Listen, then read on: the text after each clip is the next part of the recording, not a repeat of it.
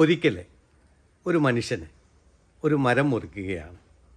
അയാളെ മരം മുറിച്ചുകൊണ്ടിരുന്നപ്പോഴേ ആ മുറിക്കുന്ന കൊമ്പ് ഏകദേശം മുറിയാറായപ്പോൾ അദ്ദേഹത്തിൻ്റെ കാലൊന്ന് വഴുതി. പെട്ടെന്ന് അദ്ദേഹം താഴേക്ക് വീണു. അദ്ദേഹം കിട്ടിയ സമയം കൊണ്ട് മുറിച്ചുകൊണ്ടിരുന്ന ആ തടിയലാണ് അദ്ദേഹത്തിന് പിടുത്തം കിട്ടിയത്. അദ്ദേഹം അതിൽ മുറുക്കെ പിടിച്ചു. ഏകദേശം ആ കൊമ്പ് പകുതിയോളം മുറിഞ്ഞിരിക്കുക.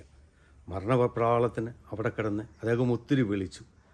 ആരും നിലവിളി കേൾക്കാൻ അടുത്തെങ്ങും ഉണ്ടായിരുന്നില്ല. അദ്ദേഹം ആ കമ്പെ തന്നെ പിടിച്ചു. കമ്പ് പതുക്കെ പതുക്കെ ഒടിയാൻ തുടങ്ങി. കാരണം അത് ഏകദേശം പകുതിയോളം മുറിഞ്ഞ് നിൽക്കുകയായിരുന്നു.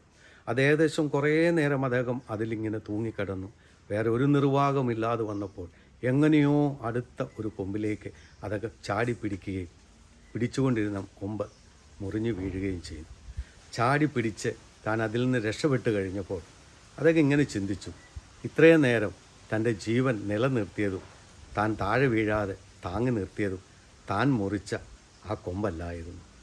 സ്നേഹമുള്ളവരെ, പലപ്പോഴും നമ്മുടെ ജീവിതത്തിൽ നമ്മൾ മുറിച്ചു മാറ്റുന്നതും തഴഞ്ഞു കളയുന്നതും ഒറ്റപ്പെടുത്തുന്നതും കുറ്റപ്പെടുത്തുന്നതും വേണ്ടാതെ നമ്മൾ തഴഞ്ഞു മാറ്റിക്കളയുന്നതുമൊക്കെയായ പലതുമായിരിക്കും നമ്മുടെ ജീവിതത്തിൽ താങ്ങും തണലുമായി നമുക്ക് ഓടിയെത്തുന്നത്.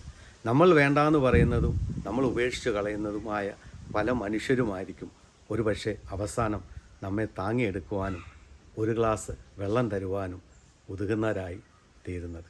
അതുകൊണ്ട് ജീവിതത്തിൽ ഒന്നിനെ നമ്മൾ നിസ്സാരമായി കാണരുത്. കാരണം ആരെ ഏത് സമയത്ത് എങ്ങനെ സഹായത്തിനെത്തുമെന്ന് നമുക്കൊരു നിശ്ചയവുമില്ലാത്ത ജീവിതമാണ് നമ്മളുടെ ഓരോരുത്തരുടെയും. അതുകൊണ്ട് ഒന്നിനെയും അവഗണിക്കരുത്. ആരിൽ നിന്ന് എപ്പോൾ എങ്ങനെ നമ്മുടെ ജീവിതത്തിൽ സഹായം കടന്നു വരുമെന്ന് നമുക്ക് ആർക്കും അറിയുകയില്ല. ദൈവം നിങ്ങളെ അനുഗ്രഹിക്കട്ടെ.